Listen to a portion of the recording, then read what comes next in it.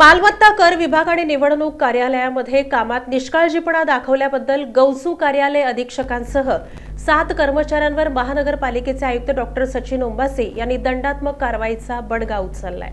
सोलापूर महापालिकेच्या कर विभागाकडे आढळ न होणाऱ्या आणि दुबार नळ आकारणी असलेल्या मिळकतींची संख्या मोठी आहे।